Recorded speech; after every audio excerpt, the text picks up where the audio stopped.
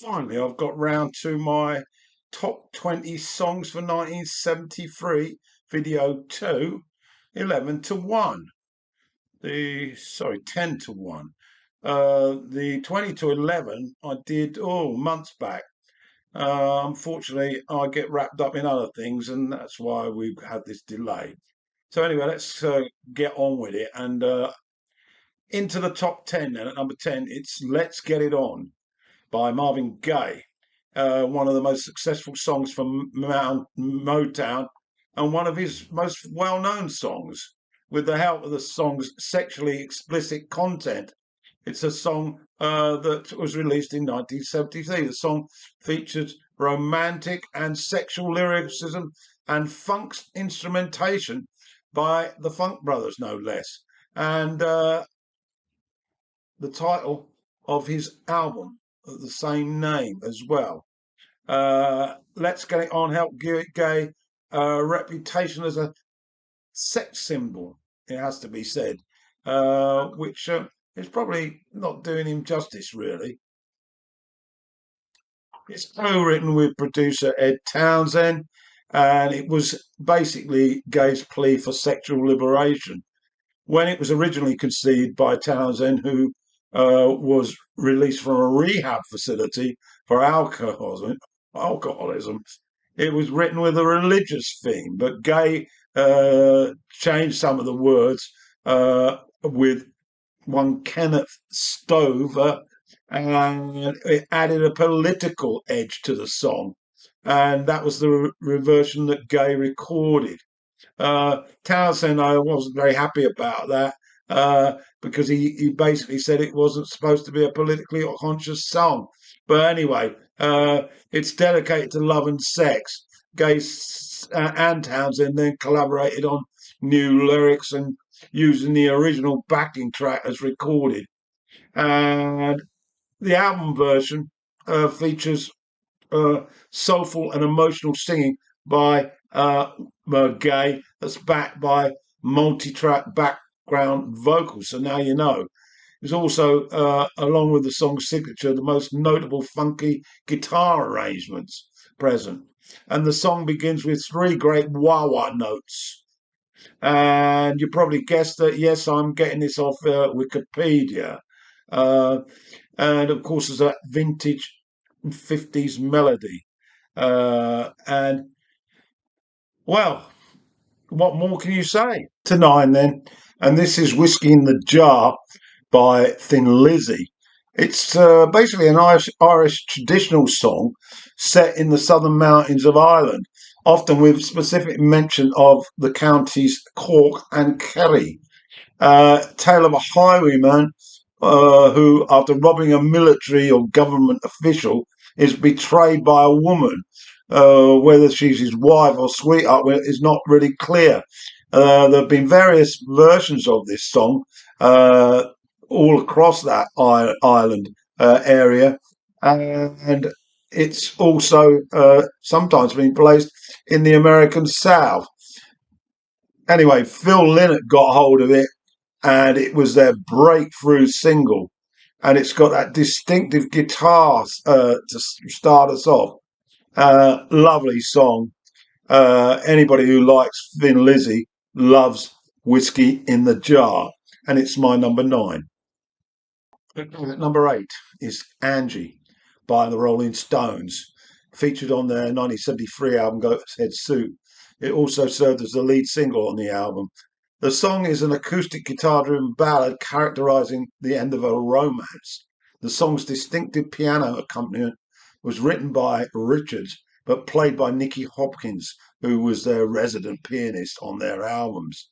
The strings were arranged by one Nicky Harrison, and an unusual feature of the original recording is that singer Jagger's vocal guide track, made before the final vocals were performed, is faintly inaudible, or faintly audible, sorry, and it's sometimes called a ghost vocal. Anyway, it went straight to the top of the US Billboard Hot 100 and number 5 on the UK singles charts. They had another hit for the Glimmer Twins, and of course Mick Taylor on acoustic guitar. So there we have it. Angie at number 8. Okay. Up to number 7 then, Daniel, written by Bernie Taupin and sang by Elton John. And it was from the 73 album, Don't Shoot Me, I'm Only the Piano Player. Not too familiar with this album, but I certainly love this song. And it reached number 4 in the UK and 2 in the States. It also appeared on the soundtrack of the 1974 album, Alice Doesn't Live Here Anymore. I think that was directed by Martin Scorsese. Anyway, Taupin wrote the lyrics after reading an article in a magazine about the Vietnam War veteran who had been wounded and wanted to get away from the attention he was receiving when he came back home. The last verse in the original draft was cut from the final version, which has led to some speculation on the contents that I can't describe to you because I don't know. Anyway, his standard band played this one out. David Johnson, Dee Murray, and Nigel Olsson.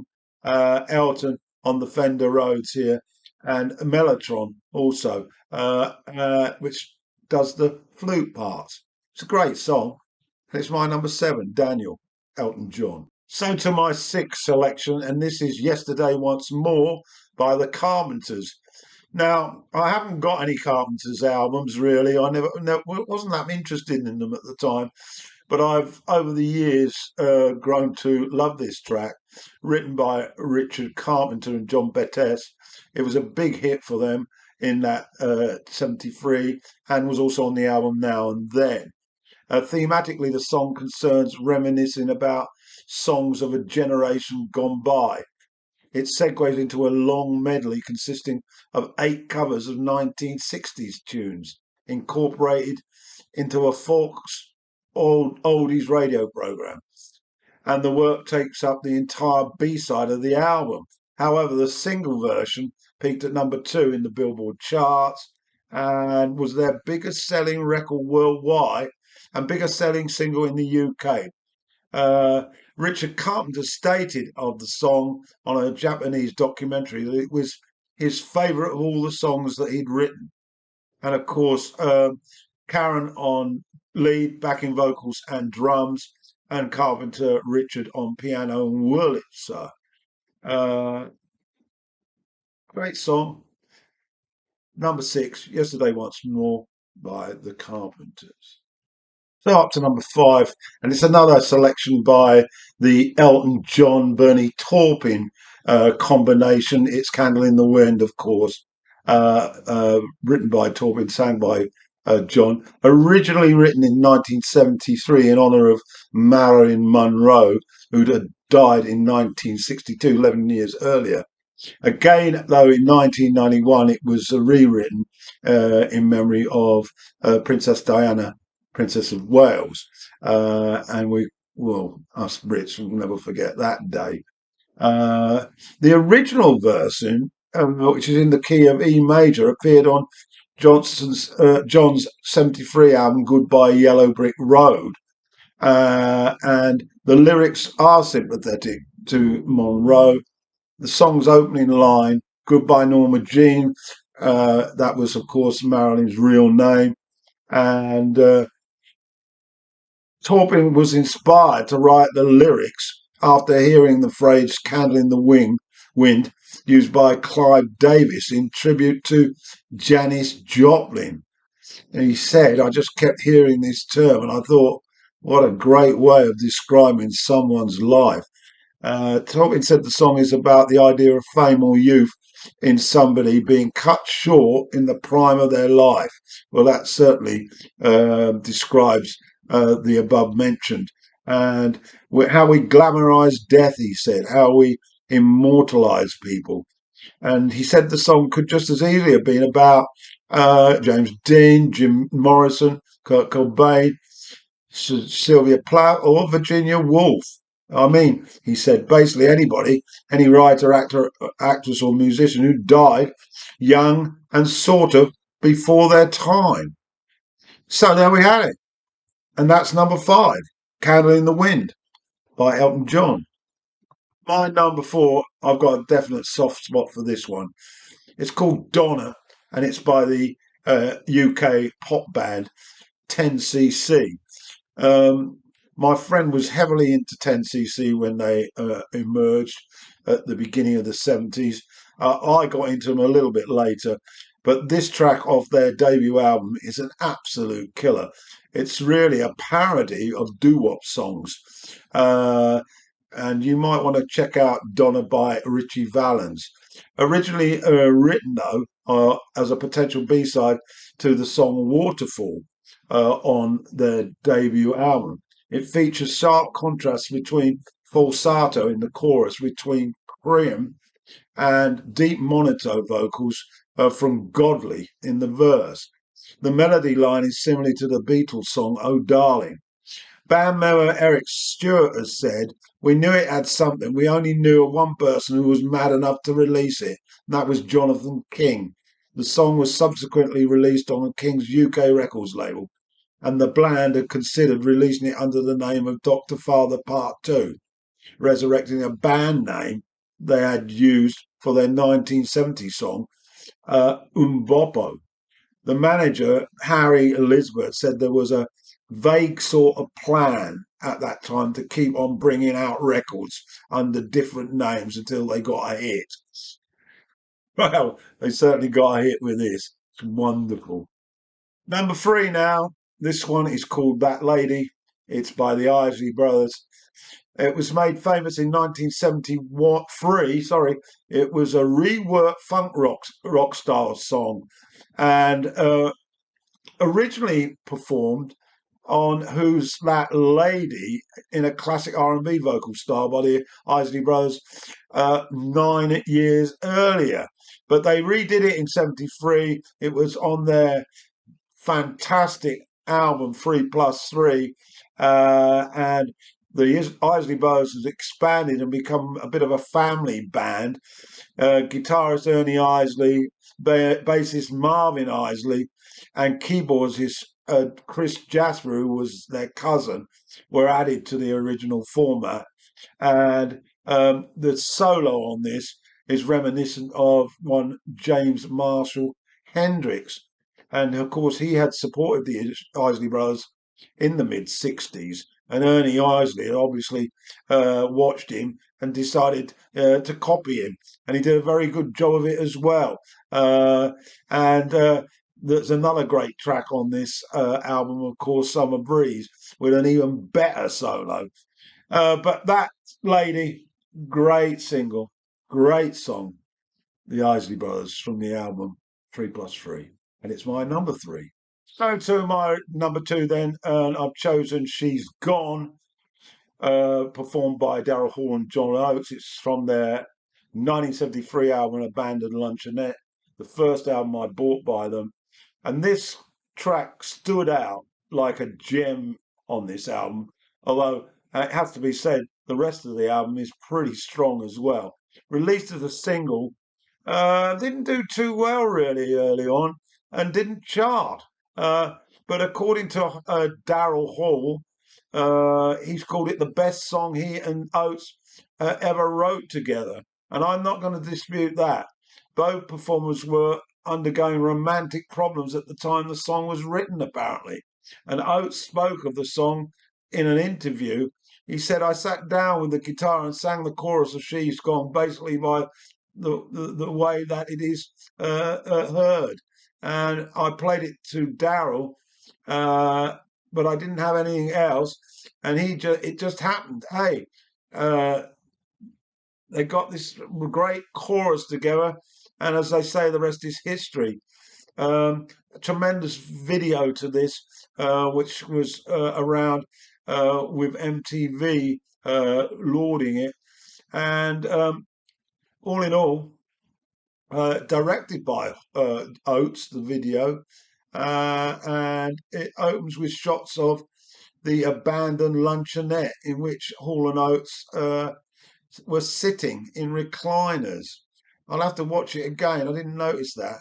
Starts out softly and then builds to a dramatic climax, and those strings are absolutely endearing, and of course the soul voices of Paul and Oates are, well, the best in the business, really, apart from the African Americans, of course.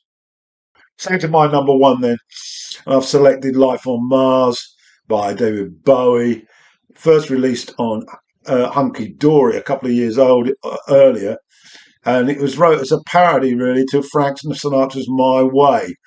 But it was re-released in '73, a huge hit, and of course Bowie's backing band at the time was Mick Ronson, Trevor Bolder, and Mick Woodman. So, and Rick Maitman on piano here. It's a glam rock ballad with elements of cabaret and art rock, and it's got a complex structure, and the chord changes are not exactly simple. Lyrics are about a girl who goes to the cinema to escape reality and includes surreal images that reflect optimism and the effect of Hollywood. So, as I say, described as a soaring cinematic ballad and a glam rock beginner for that style of music. One of the strangest lyrics ever, as well, consisting of a slew of surreal images. One in particular, a Salvador Dali painting. And in the song, the girl visits the cinema, as I mentioned, and tries to escape uh, from the reality into a parallel world in which the cinema becomes live, and she becomes hooked to the silver screen. And this basically brings up an array of characters, including Mickey Mouse, John Lennon, Rule Britannia, and the Norfolk Broads and Ibiza. Yeah, it's a very strange combination. Maybe there's a few substances being used on this one, but it's brilliant, isn't it? And it's my number one. Top songs 1973. Okay, we've finished. Hope you enjoyed it.